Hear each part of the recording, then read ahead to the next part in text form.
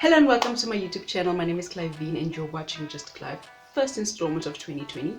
Today I will be talking about spanking. Now that the Constitutional Court has said we cannot spank the children, and now that we've all had our knee-jerk responses and our angry Twitter comments, what is the Christian's response to spanking?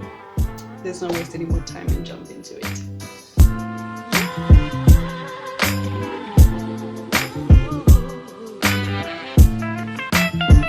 So I will be discussing spanking from a Christian's point of view. Now I cannot give a Christian's point of view without referring to the Bible. Does the Bible actually say that Christian parents should spank their children? There are many verses that talk about spanking the children, but for the purposes of time I'll only read one and I'll link the rest in the description box below. So the one that I can read out is Proverbs 23:13-14, which says, "Don't fail to discipline your children. They won't die if you spank them.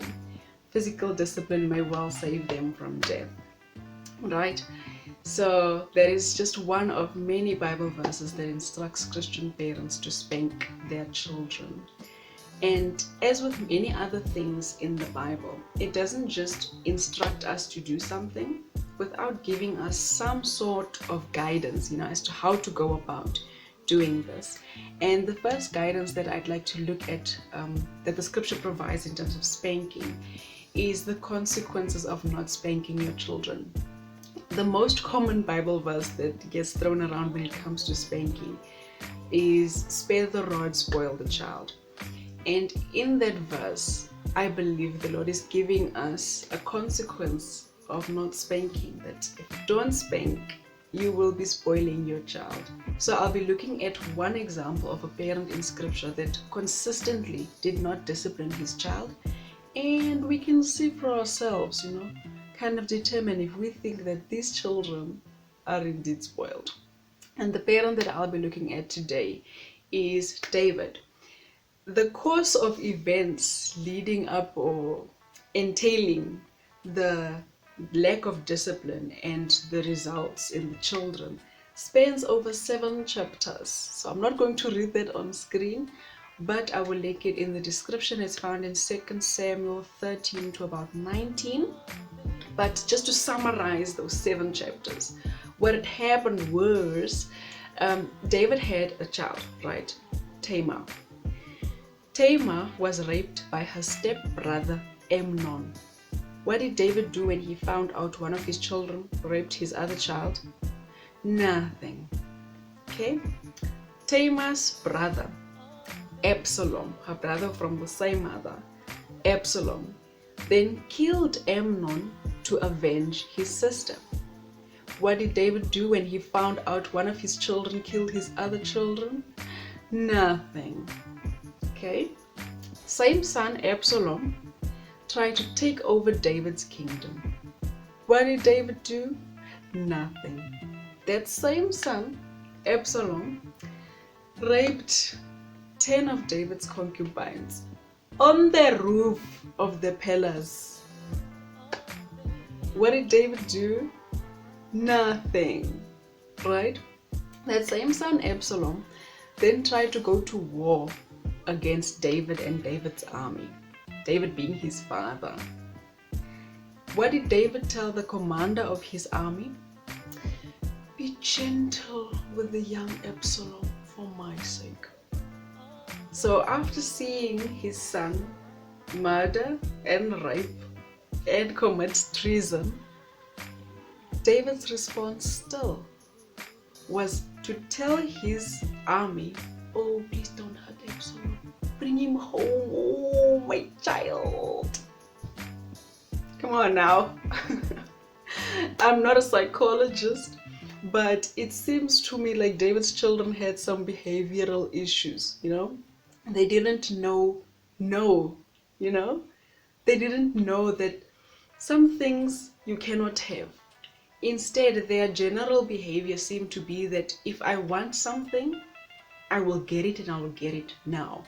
Whether that's my sister, whether that's my father's kingdom, whether that's revenge or justice, if I want it, I must get it. And that to me is a symptom of a child who is spoiled. Now, another guideline when the Bible gives us when it comes to spanking is how to go about spanking our children. And the first of this can be found in 1 Corinthians 16, where the Bible instructs us that whatever we do, we should do it in love. Now, if you are anti-spanking and you hear me say, spank your children, but in love, you must be losing your plot right now, because spanking is a violent act, and how can one be violent but loving at the same time? But we must remember that as Christians, our example for love is not modern day psychology, it's not Oprah Winfrey, it's not Ellen DeGeneres. Our example for love is God. Now, we must love others the way that God has loved us. And what does God say about his love for us? God says that he disciplines those whom he loves. So if as a parent I love my child, I must discipline my child, right? So we must never be so arrogant to assume that because we read an article in Psychology Today, therefore our love is somehow more superior than God, that somehow we know better than God. So our motivation for spanking as Christians is out of obedience to God and out of love for our children. So another guideline for spanking is when to spank, right? Now, this isn't word for word in the Bible, but we can infer it from how God treats us. And so the first point under when to spank our children is this a disciplinary issue? God doesn't just discipline us wire. There's usually something that we did, so we sinned, and now we are facing the consequences, right? Another guideline as to when to spank your child, even though this one is kind of more of a how, but I'll still leave it here under when to spank your child. When to spank your child is, did you listen to your child? Now, we should never be so hell-bent on spanking our children that we don't listen.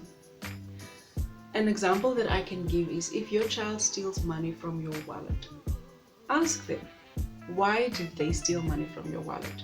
Maybe there are kids at school who are bullying your child because he can't afford what they can afford at lunchtime. That's such an amazing teaching opportunity, because now you can teach your child about coveting. You can teach them about the dangers of loving money. So don't miss out on a teaching opportunity because you just want to spank your child, right?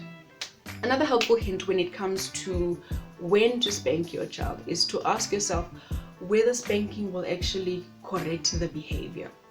Now, let's say if your child failed a maths test, will spanking your child all of a sudden make them know how to solve for x? Probably not.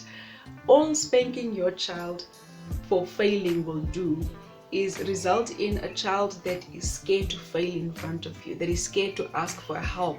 So the most important thing to remember when it comes to spanking is that spanking is not a substitute for actual parenting. I'll say it louder for the people at the back. Spanking is not a substitute for actual parenting. As a parent, your role is more than just to spank.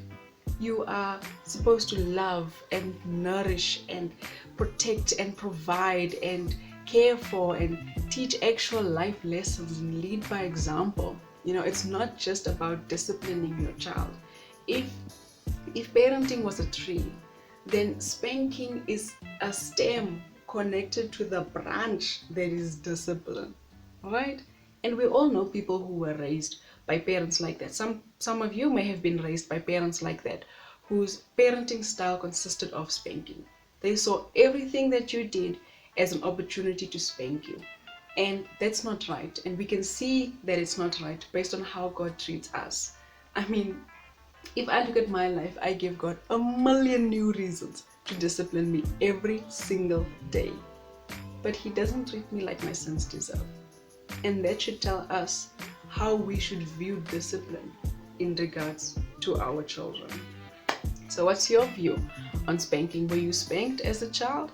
Tell me about it in the comments section below. In my next video, I will be talking about Christianity and depression. Can a Christian be depressed? Should a Christian take antidepressant?